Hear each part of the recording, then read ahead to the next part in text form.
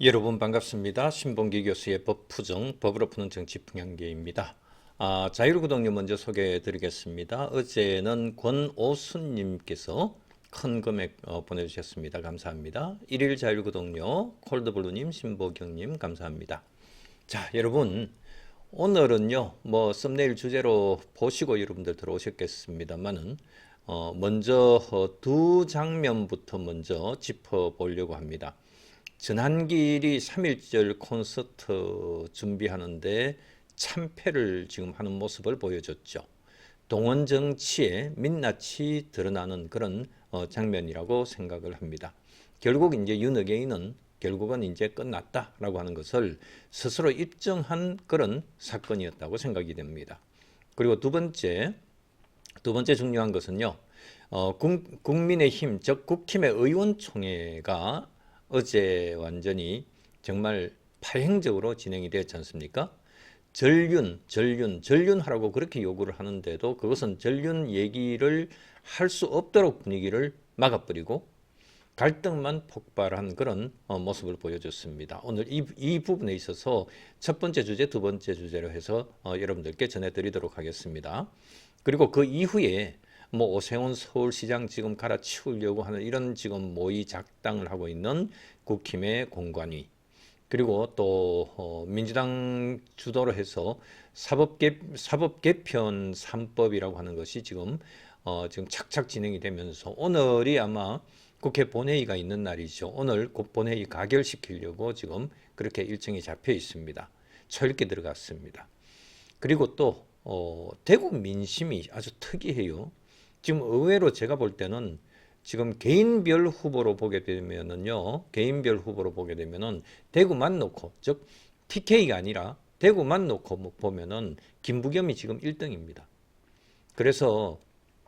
그런데 이제 물론 김부겸 출마하고 이쪽 편은 또 뭐 주호영이든 추경호든 뭐 누구 또 제3자든, 그러니까 보수 후보 결집을 하게 되면은 김부겸이 그 아깝게 2등이 될 가능성도 없지 않습니다만은, 보수 후보라고 하는 사람들이 쉽게 그렇게 상대방의 완전히 그냥 힘을 몰아주는 이런 성향이 아니죠.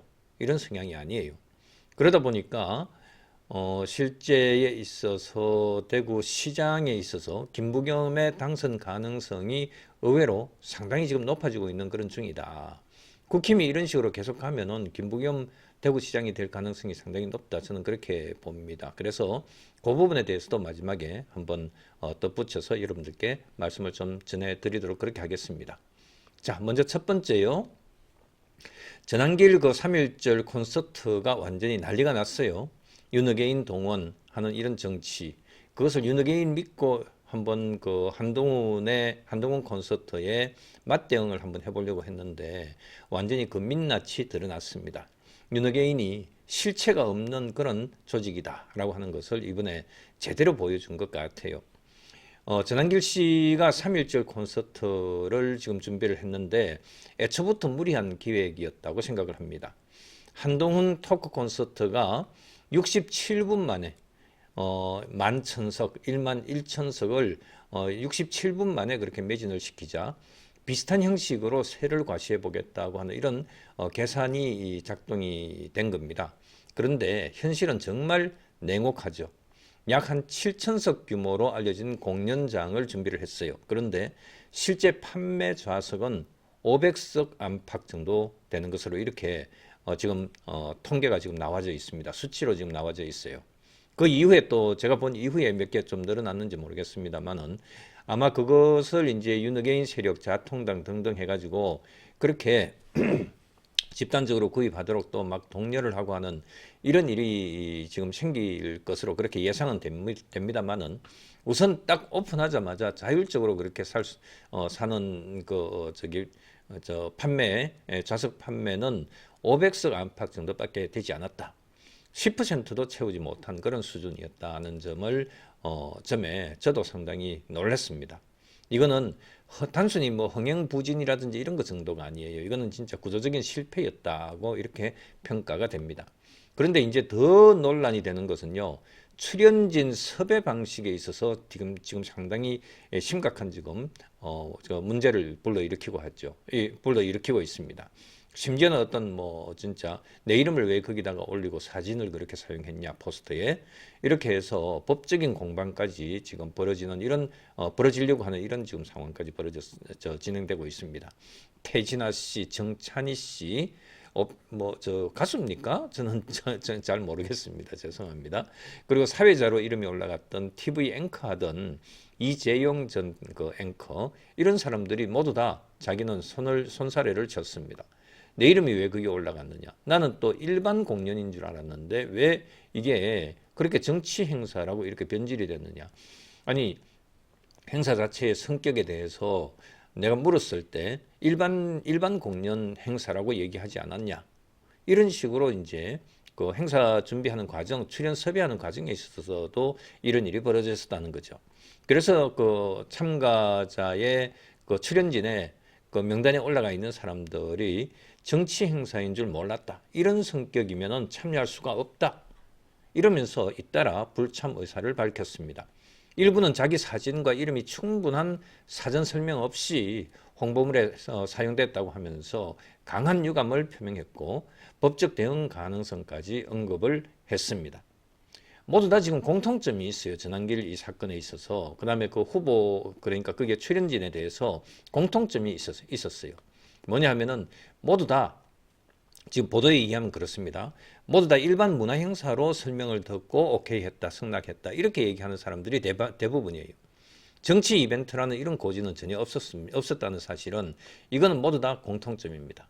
다시 말해서 윤어게인 성격을 숨긴 채 유명인들의 인지도를 활용하려고 했다는 의혹을 피하기 어렵습니다. 이것은 단순한 섭외 착오가 아니고요. 정치적 메시지를 연예인과 문화예술인의 신뢰 위에 무단 탑재하려고 한 매우 무책임한 이런 기획이었다. 이렇게 평가가 됩니다. 이런 흐름대로라면요. 추가 참석 취소, 거기 포스트에 들어있는 다른 사람들 추가 참석 취소로 이어질 가능성도 상당히 크다고 생각합니다. 이것은 이미 이제 줄 손절 그렇게 국면으로 접어들었다. 이렇게 평가가 돼요. 이제 주최 측이 선택할 수 있는 카드는 사실상 하나밖에 없습니다. 자발적 지지가 아니라 조직 동원이죠. 조직 동원해서 자리를 메꿔야 되겠죠. 그 장소는 이미 섭외해서 계약까지 다 체결하고 이렇게 해서 계약금까지 하고 이렇게 지불하고 했을 테니까요. 지금 이제 그 장소에 대한 책임은 져야 되죠. 윤회계인 성향 커뮤니티를 중심으로 해서 그렇게 표 더 사자, 좌석을 채워서 힘을 보여주자 이런 그 메시지가 돌아다니면서 그렇게 그 좌석 집단 구입하는 이런 이제 그 운동이 생길 그런 가능성이 있습니다. 그리고 또 신천지나 우리공화당 또 자유통일당 지금 장동혁이 믿고 있는 그 세력들 전환기를 뒷받침하고 있는 떠받치고 있는 이런 세력들 이런 그 기존 극우 집회 네트워크를 통해서 단체 구매를 한다든지 또 단체 참석 시도를 하고자 하는 것도 충분히 예상이 됩니다. 그런데요, 뭐 자리를 채우든 메꾸든 어떻든 간에 그렇게 채워진 계획서 그게 민심이라고 할 수 있겠습니까, 여러분? 그것은 시민의 선택이 아니라 연락망을 통한 그렇게 완전히 집결하는 이런 지금 일이 벌어지는 거죠. 정치적 설득 결과가 아니라 조직 동원의 그런 그 결과물이라고밖에 볼 수 없습니다. 그렇게 숫자를 7천석이라고 하는 그 공간을 채울 수는 있겠지만은 그 사람들이 지지해서 오느냐? 그것도 아닐 거라고 생각이 들어요. 오히려 이번 사태는요. 오히려 제가 볼 때는 윤어게인의 실체를 적나라하게 보여준 것이라고 이렇게 저는 평가를 합니다. 진짜 대중적 흐름이었다면, 진짜 대중적 흐름이 있었다면 굳이 표 더 사라, 뭐 이런 내부 독려할 필요가 있었겠습니까? 자연스럽게 매진이 되죠. 한동훈 같은 경우는 언제 한다 그렇게 하니까 표가 오픈되자마자 딱 그 구매할 수 있는 그게 구매 창이 열리자마자 67분 만에 그 11,000석을 다 그렇게 매진을 했다는 거 아니에요. 이거는 자발적인 것입니다. 그러니까 누가 동원한 거 이런 거 아니에요. 그런데 지금 이제 전한길의 3.1절 세워 같은 경우는 출연진이 한동훈이니 뭐 이런 식으로 해서 몇몇 그러니까 뭐 조갑제니 해서 이런 정도 우리가 쉽게 생각할 수 있는 그 정도 나오는 거 지지자들 그렇게 나와서 하는 거 그런 거 정도는 모르겠는데 전한길 CEO는 본인이 지금 뭐 진행을 하면서 연예인들을 끌어모아 가지고 사람들을 자리를 메꾸겠다. 성격 자체가 완전히 다르죠. 그죠? 그렇게 다른 그런 지금 콘서트입니다. 그런데 지금 국힘 지금 지금 이제 그러니까 전한길 씨와 같은 경우는 자연스럽게 그렇게 표가 매진된 것이 아니라 그 표 매입을 할 수 있는 시간적인 이런 그 기간을 연장을 하고 또 그 극우 윤호개인 세력들을 진짜 강제적으로 동원을 하는 이런 방식 그렇게 해야지만 이것이 자리가 메꿔지는 이런 이제 상황이 돼 버렸다. 그런데 여러분 그런데 참 웃기는 것은요. 국힘의 장동혁 지도부는 이 행사와 명확히 선을 긋고 있지 않다고 이렇게 지금 알려지고 있습니다. 제가 지금 내부에 장동혁이 가냐라고 하는 것을 분위기 좀 알려고 그렇게 해봤는데 거기에 대해서 이런 방구 아직 얘기는 없는데 참석할 것 같은 이런 느낌이 든다 하는 이런 이제 얘기를 제가 들었어요. 윤석열 무기징역 선고 이후 당이 고민해야 할 것은 중도 회복과 책임 정리하는 것입니다. 그런데 이와 같이 전한길 거구 결집 이벤트를 방조를 하거나 또 그렇게 거기에 그 전한길 이벤트에 참석을 하면서 거기에서 또 그 사람들 거구 집단으로부터 박수받고 지지받고 하는 그 환호를 받기 위해서 그렇게 참석하는 그런 모습. 그거는 전략적 실수가 아니라 정치적인 자기 고립의 길로 스스로 자기를 밀어넣는 그런 짓이다. 이렇게 생각을 해요. 객석이 이처럼 자발적으로 채워지지 않는 것 자체가 메시지였다고 생각을 합니다. 이번 전한길의 3.1절 콘서트 사태는요. 공연 하나가 실패했다 이런 정도의 의미로서 끝날 일은 아닙니다. 윤어게인 정치의 허상이 드러났다는 거죠. 동원 정치라고 하는 이런 소위 구태의연한 이런 방법이 동원이 진짜 그야말로 이용이 됐다는 거죠. 그리고 보수 정치의 방향 상실을 동시에 드러내는 상징적 사건이었다고 볼 수 있습니다. 그래서 자발적으로 모이는 그런 행사를 하십시오. 아니면은 그게 아니다 싶으면은 안 하는 게 좋지. 뭘 그렇게 맞불 콘서트 한다고 그렇게 합니까? 딱 보면 모릅니까? 딱 보면 몰라요. 한동훈 콘서트와 전한길 콘서트 이게 실제로 이게 전한길 콘서트가 그렇게 행사가 된다고 생각을 합니까? 오히려 차라리 전한길이 그 자통당 그 광화문 거기에 나가가지고 그 광장 거기 나가서 마이크 잡는 것으로 해가지고 그렇게 행사를 하세요. 요즘은 뭐 전한길 나가도 몇 명 모이지도 않는다면서요. 그런 거 뻔히 알면서도 이렇게 7천석짜리 자리를 공간을 그렇게 확보해가지고 거기를 메꾸겠다? 처음부터 무모한 도전 아니었습니까? 어떻든 신뢰가 없는 그런 그 장소, 그 자리를 어떤 방식으로든 동원을 해서든 그렇게 해서 그 자리를 메우고 채우고 이렇게 한다 하더라도 그것이 동원된 인력이다라고 하는 이런 생각을 국민들이 가지게 되면은 이미 윤호경이는 끝났다라고 하는 이런 완전히 이제 낙인을 찍게 되는 것이죠. 괜히 이번에 전한길이가 이 콘서트를 그 기획을 해가지고 윤호경이 정말 실체가 없구나라고 하는 것을 이번에 본인 스스로 오히려 확실하게 보여줬다 하는 것을 우리가 확인할 수 있는 이런 사건이었다고 말씀드릴 수 있겠습니다. 자, 그 다음에요. 지금 국힘 안에서 장동혁과 이정현 그 공관위원장 사이에서 지금 저는 밀담이 오가는 것 같아요. 실제로 뭐 제가 확인한 것은 아닙니다만은 전체적으로 구조를 보면은 그렇습니다.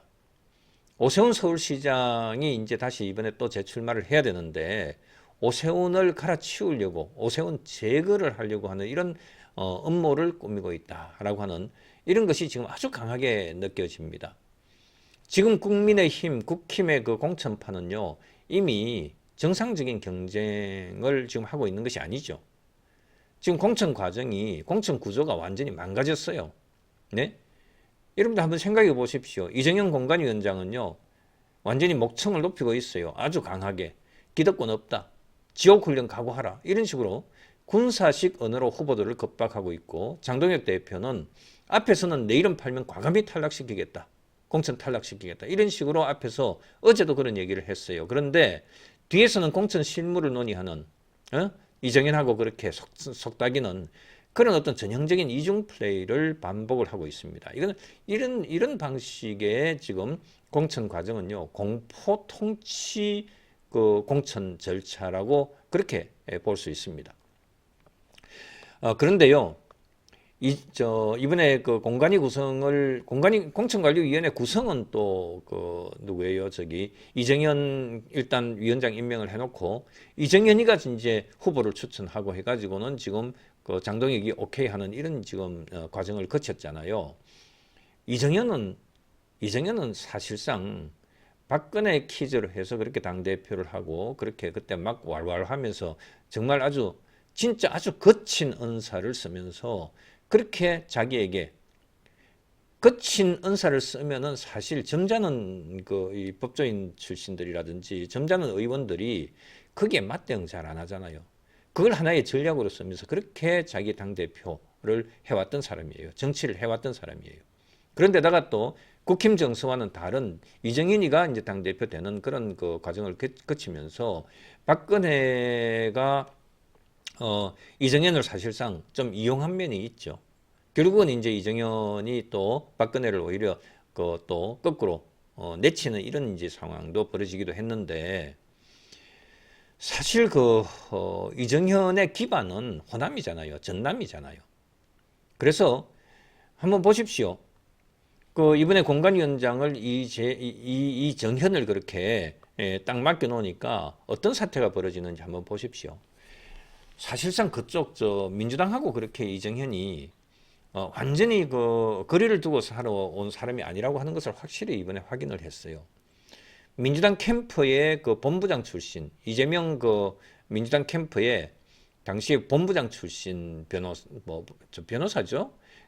그 다음에 이재명 재판 변호 이력 인사들이 공관위에 들어온 것부터 이미 공정성이 무너졌습니다. 6명 중에 2명을 이재명 캠프, 민주당 캠프, 또 이재명 변호사, 이런 사람들을 지금 2사람을 쓱 집어넣어 놨어요. 이게 모르고 그냥 넘어갔으면 이 사람들이 그냥 공관위원으로 해서 민주당 관점에서 그렇게 또 판단을 했을 거 아닙니까? 이제 이미 공정성이 무너졌다고 이것이 이제 논란이 되고 막 이렇게 하니까 이재명 출신이다 뭐 이런 식으로 하니까 그 중에 한 명은 사퇴를 했어요. 나머지 한 명도 사퇴 압박을 받고 있습니다. 아마 나머지 한 명도 사퇴를 하게 되지 않겠습니까? 김보람인가 뭐시긴가 하는 애는 사퇴를 할 것 같아요. 아직 김보람이는 아직 버티고 있는 것 같아요. 사퇴하는 것이 맞습니다. 당연합니다. 불신의 중심에 선 인사들이 계속 자리를 지키는 것 자체가 공천 전체를 오염시키는 일이기 때문입니다. 그런데 더 심각한 것은 따로 있어요. 이번 공천의 실질적 타겟이 바로 오세훈이라고 하는 점입니다. 오세훈이 바로 이번 공관위가 미션으로 가지고 있는 하나의 중요한 미션 중에 하나다. 오세훈을 낙마시켜라. 아니, 될 사람을 국힘 후보로 해서 될 사람한테 힘을 몰아주고 그렇게 해야 되는 게 정상 아닙니까? 그런데 오세훈을 낙마시키고 다른 후보로 바꿔서 나중에 낙선시켜라. 이게 미션이 돼서 되겠습니까, 여러분? 오세훈 시장은요, 서울시장 재출마 의지를 분명히 밝히면서 그동안에 장동혁 체제를 정면으로 비판을 해왔었죠. 특히 이제 장동혁 개인, 사람, 인격, 이런 걸 가지고 오세훈은 비판하지는 않았어요. 윤어게인하고 왜 절연을 하지 않느냐, 그것 가지고 비판을 해왔죠. 그런데 그거는 그렇게 비판을 하니까 그것을 장동혁이는 오히려 자기에 대한 개인적인 어떤 인신 비판으로 그렇게 받아들이면서 오세훈 쟤는 절대로 안 해줘. 이런 식으로 지금 된 거예요. 이 개인적인 감정이 여기에 개입되어 있는 겁니다. 그래서 오세훈이 했던 얘기가 이랬습니다. 실제로. 지금 이거는 발언한 것을 제가 지금 메모를 했는데요. 윤석열과 제대로 절연하지 못하는 대표 때문에 서울 민심이 밀리고 있다. 맞는 얘기 아닙니까? 지금 진실된 상황을 보고를 하는데 그것을 자기에 대한 공격으로 생각한다. 이거는 성격 파탄이에요. 이건 성격 파탄이에요. 이 말, 서울 민심이 윤어게인 절연 못했기 때문에 서울 민심이 밀린다. 이 당연한 말이 바로 현장에서 체감한 현실인데 그것을 전하는 것. 이것이 바로 여기에 대해서 이것을 제대로 고지고대로 제대로 받아들이지 못하는 이런 그 장동혁의 이 뇌 구조는요. 이거는요. 비정상이죠. 비정상이죠. 서울은 이미 장동혁식 친윤 거구 프레임에 서울 시민들은 완전히 피로감을 느끼고 있습니다. 그걸 제대로 알아야죠. 그래서 지금 벌어지고 있는 것이 국힘 안에서 벌어지고 있는 모습이요. 오세훈을 떨어뜨리기 위한 사전 포석을 지금 깔고 있는 것이다. 이렇게 봐요. 무슨 말이냐 하면은요. 오세훈에 대해서 자꾸 공격하고 뭐 이렇게 하면서 그렇게 하면서 오세훈 지지율을 떨어뜨리는 거예요. 민주당의 그 어디 구청장입니까? 그 사람을 키워주면서 그 사람한테 계속 밀리고 있어. 그러면서 홍준표는 뭐라고 합니까?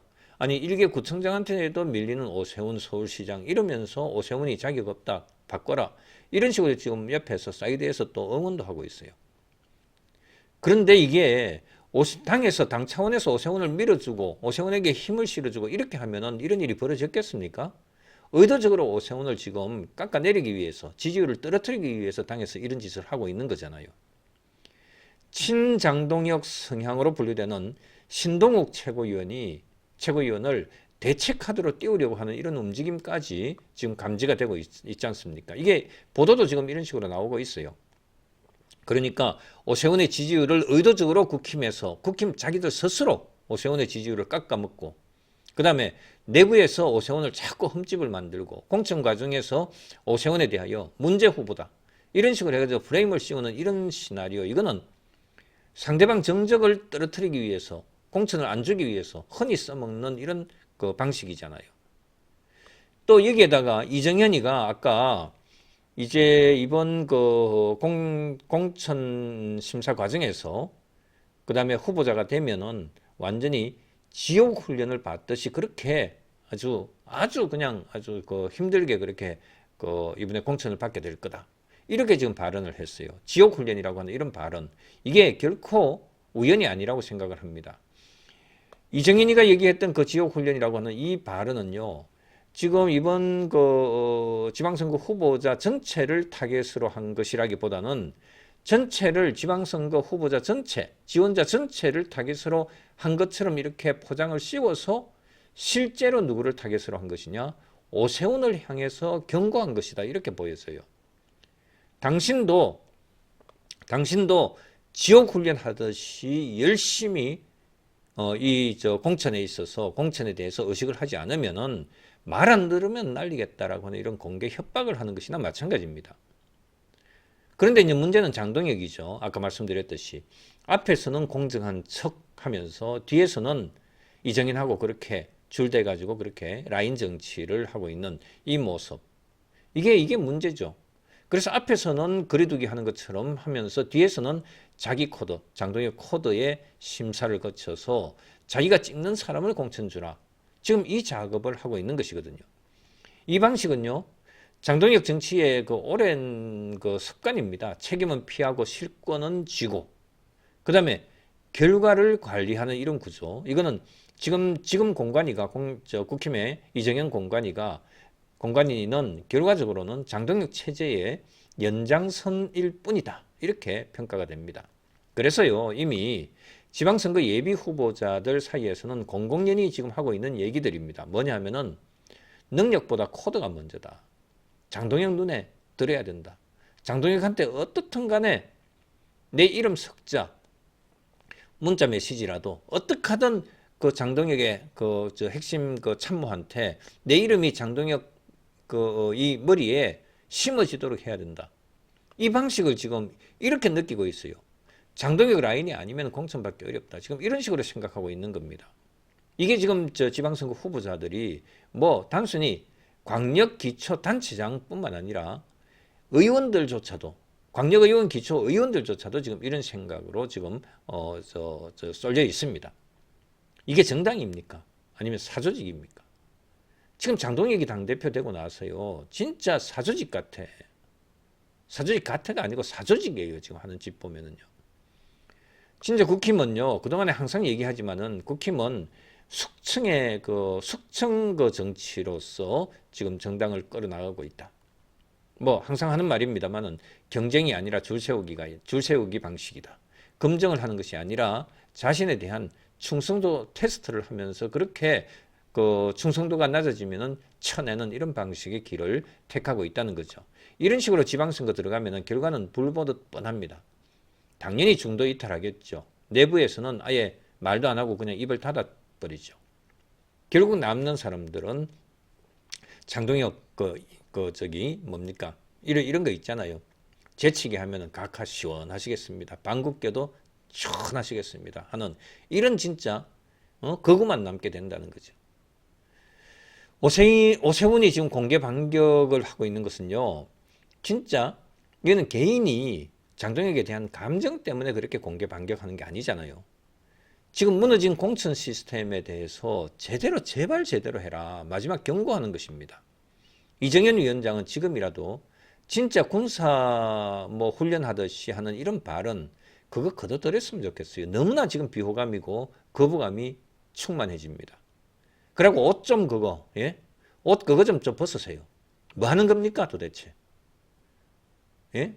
진짜 개인적인 어떤 인물 품평하고 그러는 거 원하지 않습니다만은 지금 이정현 왜 그 사이에 이렇게 완전히 사람이 그렇게 사가버렸어요? 예? 왜 그렇게 사가버렸어요? 그 사가버린 그 몰골에 군청생 군복 그렇게 해가지고 점퍼 그거 위에다가 그렇게 덮어 쓰고 있으니까 정말 이거 도대체 70년대 80년대 군사정권으로 되돌아간 것 같아요. 이게 하나의 상징이죠. 떠들면 죽인다라고 하는 거. 그 얘기를 지금 말로는 안 하고 그렇게 하겠다는 거 아니에요. 사실 저 점퍼 저런 거 저 군용 점퍼 있잖아요. 그 군복 입고 그 위에 이제 겨울에 걸치는 거. 저는 옛날에 여러분들 아시는 분들은 다 지금 60대 70대 되시는 분들 잘 아시죠? 옛날에는 검은색이었잖아요. 그죠? 검은색 그걸 제가 1985년도에 독일에 이제 유학을 가면서 제가 저걸 하나 가지고 왔는데 검은색 그 점퍼를 가지고 왔었는데요. 그게 사실 진짜 따뜻하고 좋았어요. 독일 제가 있던 뮌스터 같은 경우는 도시가 진짜 세계 제1의 자전거 도시거든요.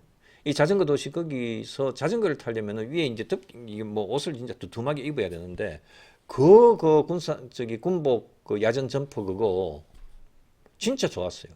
그걸 진짜 얼마나 그 옷을 입고 다녔는지 몰라. 지금 생각하면은 정말 진짜 그게 군복인데 그걸 그렇게 제가 입고 다녔다는 게 탁 걸치고 목에 탁 이렇게 막 완전히 꽉 진짜 하고 그다음에 모자 쓰고 이런 식으로 해가지고 그렇게 이제 자전거 타고 그렇게 학교 다니고 그렇게 했었는데 특히 의학과정 다닐 때는 그렇게 더 했습니다. 그랬었는데 지금 생각하면 진짜 이거 참 그 당시에는 이제 군사 독재 국가로 그렇게 낙인 찍힌 전두환 5.18 사건 이런 것들을 거친 대한민국이었잖아요. 그러니까 그 시절에 그런 군복 그걸 야전 점퍼 그걸 위에다가 걸치고 그렇게 유학을 와가지고 그렇게 이제 학교에 왔다 갔다 하니까 그 모습이 쟤들한테 독일 애들한테 어떻게 비춰졌을까 하는 그런 생각. 최근에 제가 이정현이 지금 점퍼를 저렇게 입고 나오는 거 보고 그런 느낌이 들었어요. 어쨌든 흘러간 과거 얘기입니다만은 제가 그 당시에 진짜 저도 저 따뜻한 옷 저거 좋긴 좋더라고요. 자, 어떻든 이정현 위원장은요 지금이라도 그 국방색 점퍼 그거 벗어버리세요. 그리고 발언도 지옥훈련이 이런 군사식 발언 더 이상 하지 마십시오. 그다 들이십시오. 그리고요 장동혁 대표는 더 이상 뒤 라인으로 해서 그렇게 이정현한테 그렇게 공천에 영향력 미치고 일하는 그런 것들 좀 하지 마십시오. 제발. 지금 필요한 것은요 지옥훈련이 아니라 정치적으로 윤어게인 세력하고 정치적으로 절연하는 것. 그게 지금 더 급한 겁니다. 그리고 무엇보다도 공천의 투명성 회복이 필요합니다. 공천을 투명하게 하면 돼요. 오픈하면 돼요. 예? 내 사람을 심기 위해서 자격이 모자라고 능력이 없고 떨어지고 그런데 나한테 충성도가 높은 내 사람 나한테 와서 굴복하는 사람을 심기 위해서 공천하기 위해서 당선 여부는 떠나서 이런 식으로 하려고 하니까 저런 편법이 생기는 거죠. 그렇게 하지 않았으면 좋겠습니다. 사천하는 공간이가 되지 않기를 바랍니다. 자, 이번에 세 번째 주제로는요, 우리 사법 개편 3법하고 이재명 지금 민주당 쪽에서 지금 이제 개헌 카드를 또 살 꺼내는 것 같아요. 여기에 대해서 한번 좀 말씀드리겠습니다. 그런데 이제 뭐 조희대 대법원장도 지금 사법 개편 3법 법외국제하고 뭐 대법관 정원하고 하는 거, 그다음에 사심제 재판 소원 도입하는 거, 이런 것들에 대해서 조희대 대법원장도 아예 노골적으로 대놓고 이제 국회에서 오늘 법을 통과시키겠다고 하니까 대놓고 직격을 했습니다. 자기 자리를 걸었다는 거죠. 도저히 안 되겠다 싶으면 이제 대법원장 자리도 던지겠다라고 하는 이런 각오를 하고 아예 직격을 했습니다. 경고를 했습니다. 그런데 장동혁은 여기에 대해서는 그렇게 내놓고 얘기를 하고 있지 않아요. 장동혁은 오로지 당내 갈등, 당내 반격 세력들, 자기에 대한 저항 세력들, 이쪽에 대해서만 완전히 싸우고 있어요. 그 사람들하고만 싸우고 있어요, 장동혁은. 그래서 이 부분에 대해서 다시 한 번 더 좀 정리를 할 필요가 있습니다. 이미 이제 전에도 예를 들면 사법 개편, 사법 개악이죠. 법 왜곡죄 등등 이렇게 도입하는 거, 그것들에 대해서 상당히 그것은 이재명의 장기 집권을 위한 시나리오 법이다. 이렇게 이제 우리가 평가를 한 바가 있었습니다만은 또 지금 오늘 가결될 지금 초읽기 들어간 상황이기 때문에 이 부분에 대해서 한 번 더 정리를 여러분들께 해드리고자 합니다.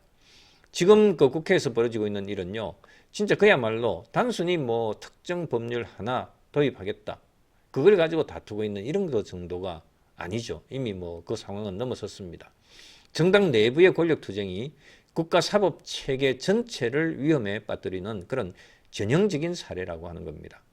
국힘에서는 장동혁 대표 체제 이후에요, 대정부, 그다음에 대민주당 이런 입법 저지는 사실상 제대로 하지도 못했어요. 사실상 붕괴 상태가 됐습니다. 입법 저지하는 거 제대로 그렇게 저지한 적이 있습니까? 그다음에 협상이나 타협을 통해서, 협의를 통해서 막고 시간 끌고 이렇게 하는 것조차도 제대로 한번 해봤습니까? 하는 쇼는 했죠. 그러나 성과가 있었습니까? 그 얘기를 하는 겁니다.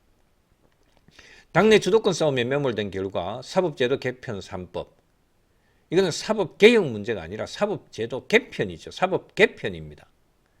여러분들 용어를 사법개혁이 아니라 사법개편이라고 하는 이런 표현으로 쓰시기를 바랍니다. 소위 사법제도 개편 3법이라고 하는 것, 조금 전에 제가 몇 차례 말씀드렸지만은 법 왜곡죄 도입, 재판 소원제도 도입, 대법관 정원하는 거, 이 모두 다 지금 며칠 전에 법사위를 통과했고 오늘 24일 오늘 국회 본회의 상정을 앞두고 있습니다. 본회의에서 가결되면은 끝이죠. 국회로서는 끝이죠. 그러면 대통령한테 정부에 송부하면은 대통령이 공포하면은 그것으로 바로 그 자체로서 현실이 됩니다. 지금은요, 말 그대로 진짜 그야말로 사법 개편 3법은 진짜 그야말로 초읽기 국면에 들어간 겁니다. 이 과정에서 가장 충격적인 장면이 있었는데요. 바로 아까 말씀드렸듯이 현직 대법원장인 조희대 대법원장이 직접 나서서 이거는 단순한 법률 개정이 아니라 헌법 개정 사항이라면서 이거는 위헌이다, 이렇게 지금 나섰습니다. 공개적으로 작심 비판을 했습니다. 조희대 대법원장은 이와 같은 사법 개편 3법은 이미 우리나라에서 해방 이후에 80년 넘게 유지되어 온 대한민국 사법제도의 기본 틀을 근본적으로 바꾸는 시도다라고 하면서 비판을 했습니다. 자, 하나하나 말씀을 좀 드려볼게요. 특히 이제 재판 소원 문제는 우리 헌법 101조가 예정한 3심제를 무력화시키는 사실상의 사심제다. 여러분들 이미 뭐 제 방송에서는 뭐 제가 이제 전문적인 이런 내용에 있어서 여러분들께 여러 차례 말씀드린 바 있기 때문에 간단하게 말씀드려도 여러분들 아마 다 이해를 쉽게 하시리라고 생각합니다. 그래서 재판소원은 사실상의 사심제다. 그래서 이것은 명백한 헌법상의 위헌적인 이런 시스템을 도입하는 것이다. 이렇게 못을 박았습니다. 그러면서 왜 이런 무리수를 두느냐. 대법원장이 어떤 표현을 썼냐 하면은요, 결국 이재명 대통령 관련 판결을 이미 내려진 뭐 1심, 2심 이런 판결들을 뒤집기 위한 정치적 계산이다. 이렇게 아예 대놓고 직격을 했어요. 조희대 대법원장이. 그러니까 이제 뭐 나를 죽이려면 죽이라. 그 다음에 법왜곡죄로 해가지고 나를 뭐 어떻게 징역 10년 선고를 하든 말든 이제는 완전히 배째라 하고 지금 저희들 대법원장이 이제야 제대로 나섰어요. 그 다음에 또 두 번째, 법 왜곡죄 문제도 역시 마찬가지예요. 법 왜곡죄에 있어서 여기는 뭐 사실 되게 추상적인 개념 같은 것들을 두면서 그렇게 지금 법 왜곡죄의 혐의를 씌우고 그러면서 이제 징역 10년으로 만들어놨죠. 10년 이하 징역. 법 왜곡죄 관련 규정을 신설을 하겠다는 것인데 판사, 검사, 뭐 이제 수사관이죠. 이런 사람들이 그 법을 왜곡해서 해석 적용하고 또 수사하고 이렇게 하게 되면은 거기에 대해서 법 왜곡죄를 적용을 해서 10년 이하 징역에 처한다. 이제는 재판을 자기들 마음에 들지 않는 재판하게 되면은 바로 그냥 법 왜곡죄로 고소해가지고 고소 고발해서 그렇게 지금 바로 실형을 때리겠다는 거예요. 실형을 선고하게 만들겠다는 거예요. 그러면 그 법관 자리에서 그대로 있을 수가 있겠습니까? 예, 징역형 받고 이래 하면은 공무원으로서 이거는 강제 면직 사유가 되는 것이거든요. 그러니까 법관도 역시 마찬가지예요. 징역형 되면은 역시 면직돼요. 구성요건이 법 왜곡죄는 구성요건이 지나치게 불명확해서 명확성 원칙을 헌법상의 명확성 원칙을 정면으로 위반하고 있고 판사와 검사를 언제든지 형사처벌 대상으로 만들 수 있는 그런 구조입니다. 저희 대 대법원장은 이렇게 되면은 정권 눈치를 보는 판검사만 양산될 것이라고 이렇게 직격을 했어요. 여러분들 전에 벌써 한 6개월 이상 지금 된 것 같은데 한 1년 됐나요? 제 법부정 방송에서 법관 선출제도 불가리아인가 어디에서 도입했다고 거기는 벌써 법관 선출하는 그 선출 선거도 했다 그랬잖아요. 그 작년에 이제 선거를 했는데 2025년도 여름인가에 선거를 했는데 그때 선거할 때 그때 몇천 명 했어요. 지방법원 이제 하위 법관들. 그다음에 이제 금년 2026년도 금년에 이제 그 고위 법관들 선출을 또 합니다. 이런 식으로 해서 법 왜곡죄 해가지고 법관들 이런 식으로 자기들 지금 소나기에 놓고 이렇게 한다 그러면은 이제는 차라리 법관 뭐 임명하는 기존의 시스템 이게 무슨 필요가 있겠습니까? 차라리 그냥 마음에 드는 사람들 투표를 해가지고 법관들 뽑는 거 그게 차라리 낫지 않겠습니까? 우리도 그냥 법관 선출해요. 법관 선출. 법관 선출제로. 그 다음에 검사도 선출하고. 이렇게 하는 게 더 낫지 않겠습니까? 저는 요즘 가면 갈수록 요즘 하는 거 보면은 지금 민주당이나 이재명 대통령이 하는 거 보면은 가면 갈수록 차라리 법관도 검사도 차라리 그냥 선거로 해가지고 뽑자. 그게 더 낫지 않겠느냐.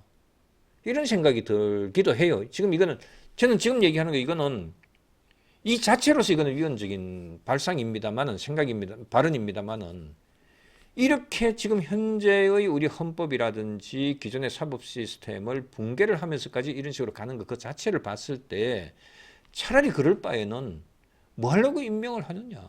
뭐 하려고 법관을 그렇게 뭐 어렵게 그렇게 사법시험 요즘은 뭐 변호사 시험 하고 변호사 그 시험 합격한 사람 중에 최우수의 사람들을 또 선출하고 하는 이런 그런 절차 밟으면 뭐합니까? 건전한 이성을 가지고서 사건이 복잡하든 안 하든 이쪽 말이 맞는 것 같아 턱 결론 내리고 하는 그런 식으로 그냥 해버려요. 그러면은 차라리 그게 더 낫지 않겠나라고 하는 그런 생각까지도 든다는 거죠. 어쨌든 정권 눈치 보는 이런 판검사 양산한다 그러면은 굳이 어렵게 그렇게 법관들 검사들 만들 필요가 있겠습니까? 사람들만 괴롭히는 거죠. 자, 그 다음에 대법관 정원 문제. 뭐 제가 여러 차례 말씀드립니다만은 현재 14명 그러니까 대법원장 법원행정처장 두 사람 빼고 12명 이제 4명 그렇게 해서 3개 부로 지금 돼 있었는데 대법관을 26명으로 해서 3개 부를 12명 3개 부를 더 늘리겠다는 거 아니에요. 여기에 대해서 조희대 대법원장이 사실상 뭐 너무나 우리가 이거는 아니라고 할 수 없는 거죠. 사실상의 사법부 장악 시도다. 이거는 뭐 이렇게 조희대가 지금 와서 이렇게 그 평가를 해봤자 이거는 이미 옛날부터 우리가 다 알고 있는 내용이죠. 숫자를 늘려서 코드 인사를 밀어붙이겠다. 밀어넣겠다. 자기 원하는 사람들, 자기 편을 대법관으로 집어넣겠다. 이런 의도가 너무나 노골적이지 않습니까? 심지어는요, 여러분들 지금 뭐 박범계도 그렇고 누굽니까? 그 민주당에 어쨌든 지금 법관 그 법원 조직법이 여러 개가 지금 나와 있어요. 아직까지도 지금 상정이 돼 있습니다. 그 대법관에 대한 자격을 비법조인 대법관 될 수 있도록 하는 이런 법안 지금 여전히 지금 살아 있거든요.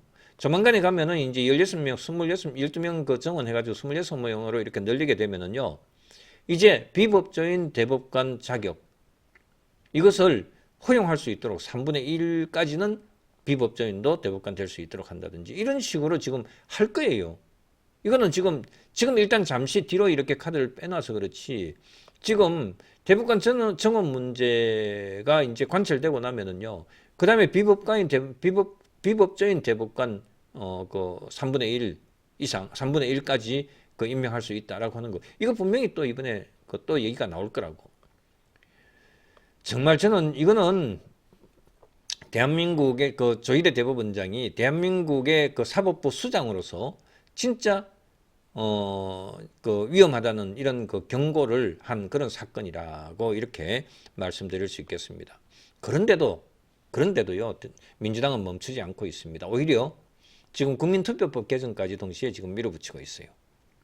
이 법은요, 개헌 절차의 문을 여는 그런 열쇠라고 할 수 있습니다. 개헌이 시작이 되면은, 개헌 절차가 진행이 되면은 반드시 거기에 등장할 이슈가 하나 있습니다. 여러분들 뭘 것 같습니까? 대통령 임기 문제입니다.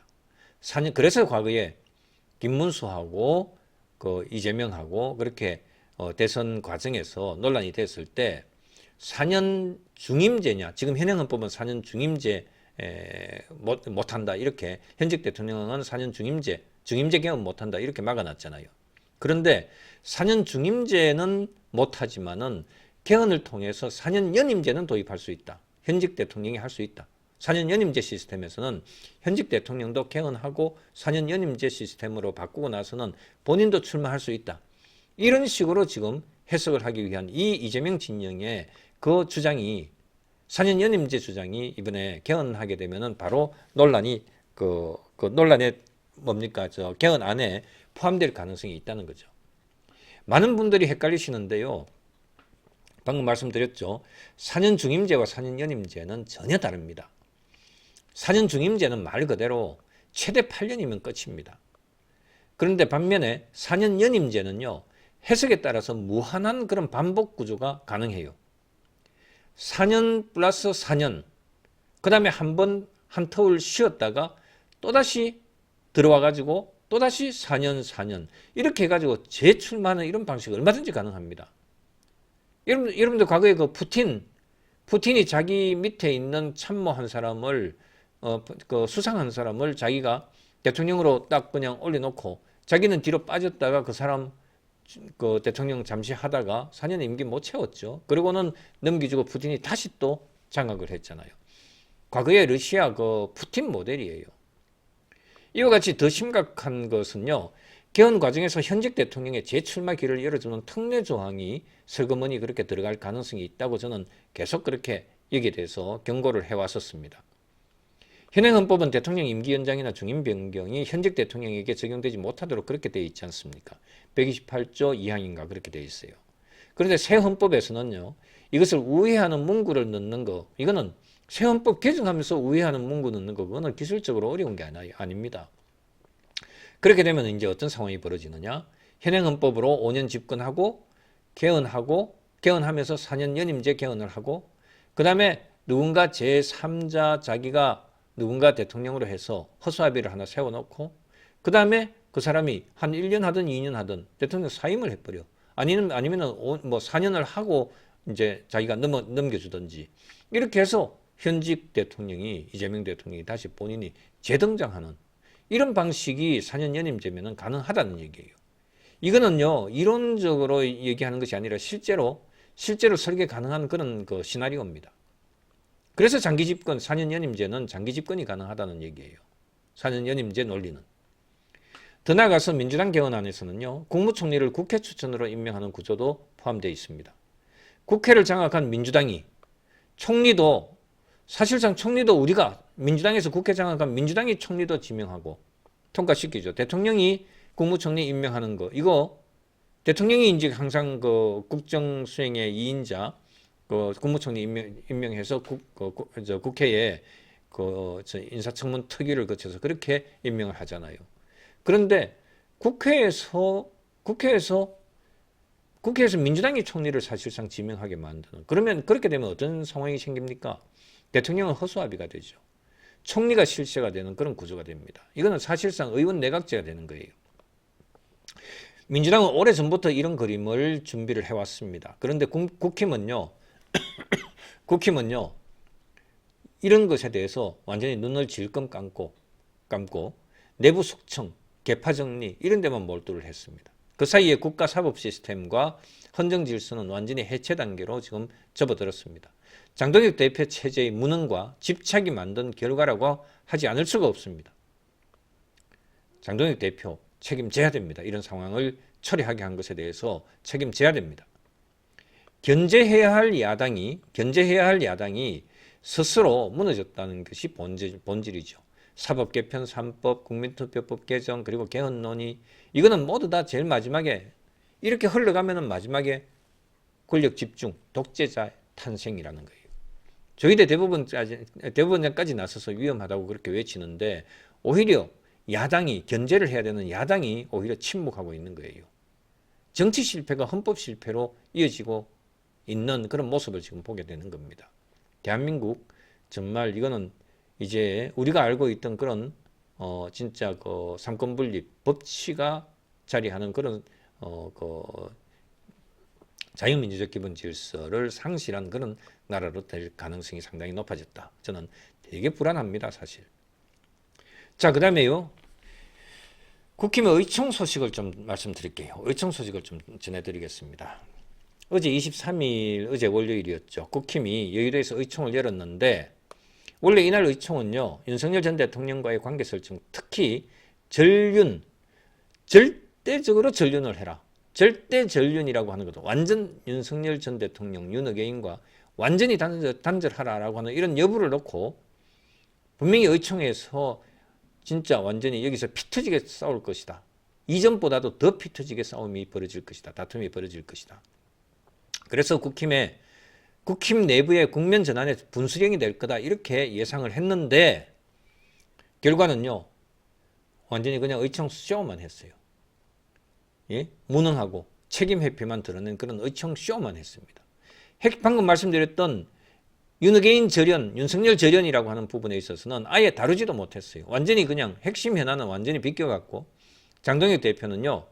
역사적인 이와 같은 그 중대 사안임에도 불구하고 자기 좌표, 자기 자리 이것만 그 침범받지 않도록 하기 위해서 3시간을 그것을 버텼어요. 본래 의총 전에는 여론이나 당내 분위기가 완전히 폭발 직전이었지 않습니까? 장 대표가 윤 전 대통령에 대한 그 법원의 1심 무기징역 선고에도 불구하고 절윤을 공개적으로 거부했죠. 그래서 당 안팎에서는 명확한 노선 전환 요구가 터져나왔습니다. 당 내에 쇄신파, 반윤파에서는 윤 전 통과 단절하지 않으면 우리 당은 참패한다. 이런 비판이 쏟아졌고 내란 수괴범과 손을 잡는 당으로 선거를 어떻게 치르겠냐. 이렇게 직격 발언까지 나오고 했었습니다. 그런데도 이날 의총에서는 의제 설정 자체가 코미디였습니다. 의총 장소에서는요. 당명 개정하는 부분에 있어서 보고 지금 당장에 안 하겠다. 그 다음에 대구 경북 행정통합 논의 이것으로 해가지고 대부분 시간을 다 채웠어요. 전륜 부분에 있어서는 논의는커녕 아예 말문도 꺼내지 못했어요. 3시간 가까이 시간이 흘렀는데도 전륜 논의에 대해서는 말도 못 꺼내게 만들었다는 거죠. 정말 이게 진짜 우리가 봐줄 만한 이런 거 지금 보수 정당입니까? 장 대표가 의도적으로 논쟁을 회피하면서 당내 갈등을 봉합했다고? 다툼이 벌어질 그것을 오히려 전륜 얘기를 안 나오게 함으로 해서 의원들 사이에 당내 갈등이 있는 그것이 완전히 심각한 그런 모습, 갈등 있는 모습을, 다투는 모습을 안 보이게 하려고 이렇게 본인이 말을 참으면서 그것을 오히려 갈등을 봉합했다고? 이런 식으로 얘기를 또 해요. 아니죠. 이거 말이 됩니까? 진짜 뻔뻔하지 않아요?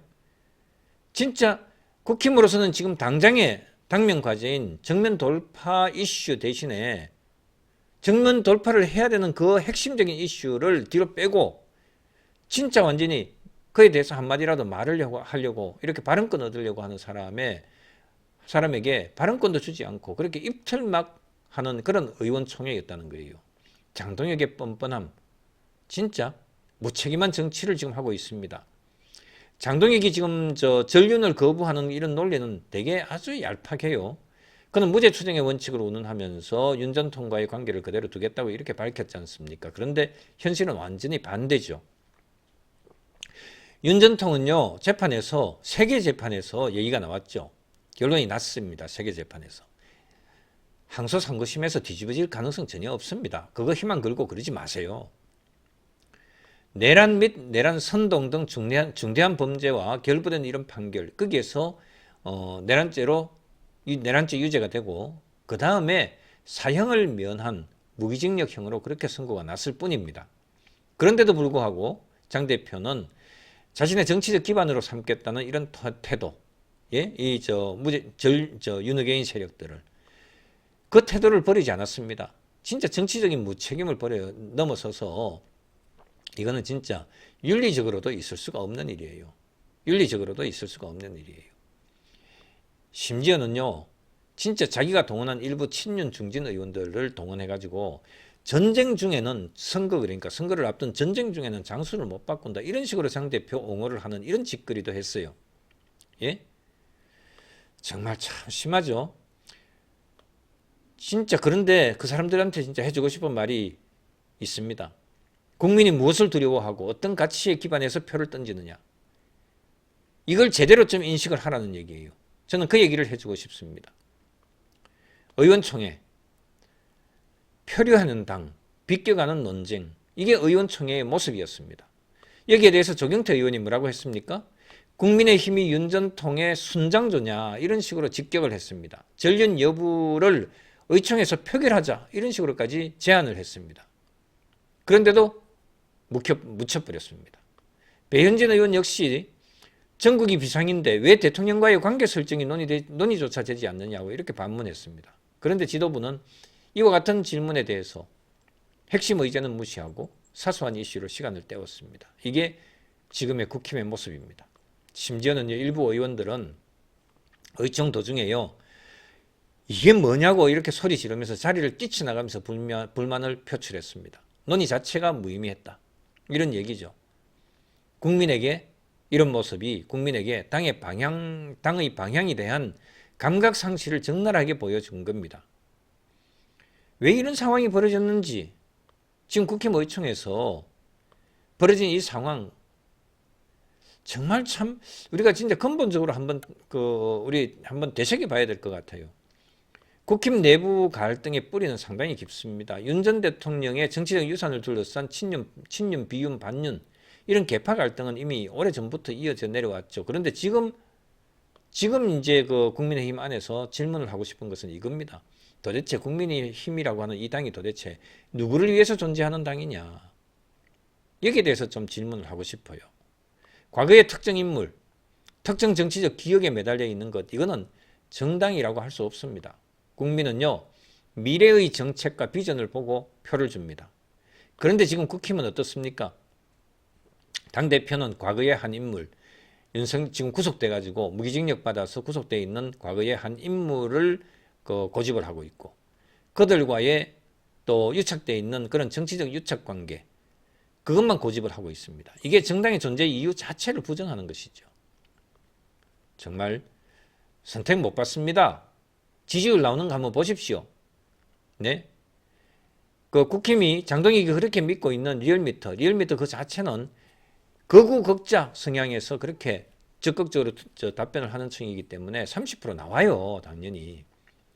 그런데 지금 아마 일주일 사이에 리얼미터에서 아마 6, 7% 까졌죠. 민주당은 또 올라갔죠. 지금 리얼미터조차도 아마 18%, 19%, 그건 한 20% 가까이 지금 민주당하고 차이가 나. 자기들이 믿고 있는 리얼미터조차도 국힘은 몇 %권이 폭락하고 민주당은 몇 % 올라가고 이런 상황이 벌어졌어요. 정말 정말 진짜 끝까지 버티는 저 모습이 너무나 가정스럽습니다. 자, 대구 얘기, 대구 소식 한번 좀 전해드릴게요. 대구도 안전지대 아닙니다. 김부겸이 지금으로서는 김부겸이 지금 대구시장 될 가능성 진짜 작심하고 딱 그 붙으면은 김부겸이 대구시장 될 가능성 적지 않습니다. 저는 그렇게 봅니다. 전부터 옛날부터 계속 저는 김부겸 나오면은 이재명 정부에서 김부겸 나오면은 대구시장이 위태롭다, 국힘이 못 지킨다. 저는 그 얘기를 계속 끊임없이 해왔었거든요. 대구 지역에 있는 그야말로 오피니언 리더들조차도 에이 절대로 TK는 안 바뀝니다. 이렇게 얘기를 하던 사람들도 요즘 다 바뀌었어요. 마음이 많이 돌아섰어요. 자, 6.3 지방선거가 100일 앞으로 다가왔습니다. 대구 정치 지형이 미묘하게 지금 흔들리고 있다는 거죠. 그동안에 대구는 절대로 안 바뀐다는 이런 말이 하나의 그 상식처럼 통용돼 왔는데 이번에는 그것이 뒤바뀔 가능성이 상당히 높아졌다는 겁니다.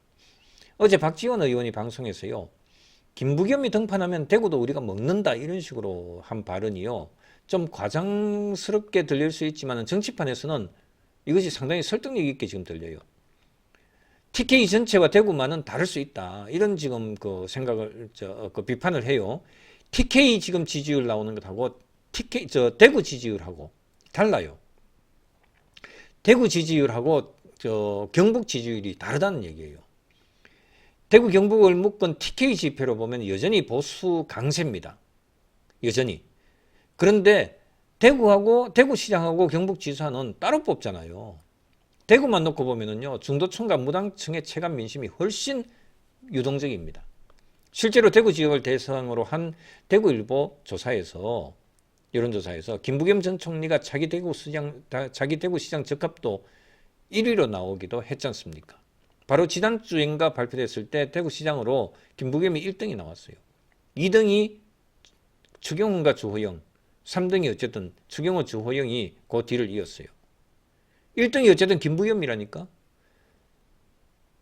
김부겸이 나온다 그러면 다른 사람이 이제 힘을 합쳐가지고는 이렇게 결집해서 그 김부겸을 이기겠다 이렇게 나오겠지만 그거 자체를 저는 여전히 거기에 대해서 의문을 갖는다는 거죠. 김부겸이라고 하는 사람의 그 인물의 특성도 상당히 변수가 있습니다. 김부겸은 어떤 사람입니까? 여러분, 대구 출신이죠. 상당히 비교적 온건한 이미지 가지고 있죠. 극단적 언어나 이런 것들을, 거리 정치나 이런 것들 하지 않는 사람이에요. 정치 행보에서 그렇습니다. 보수 유권자 전체를 끌어오지는 못하더라도 거부감이 상대적으로 낮은 후보라고 하는 인식은 분명히 김부겸에 대해서는 존재합니다.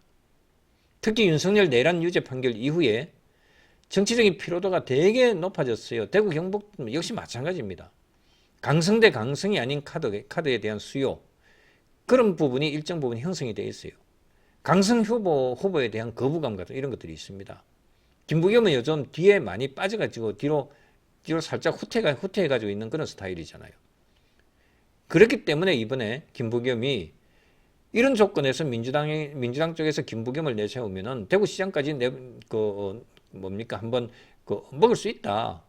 이런 주장에 대해서 이것을 허무맹랑한 이런 구름 잡는 얘기다. 이런 식으로 치부할 일은 아니에요. 근데 국힘 내부 분위기는 밝지 않아요.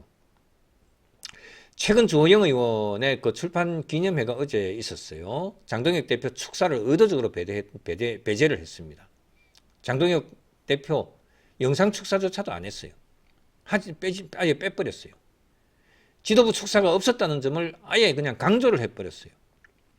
TK 한복판 대구에서조차도 장동혁 이름이 플러스 요인이 아니라 부담 요인으로 인식될 수 있다는 거죠. 정치에서 이런 정무적 거리두기 결코 쉬운 일은 아니거든요. 장동혁 체제로 지방선거를 치를 경우에 과거에요. 당대표 지원 유세 오지 말라고 하던 이런 현장 분위기가 있었죠.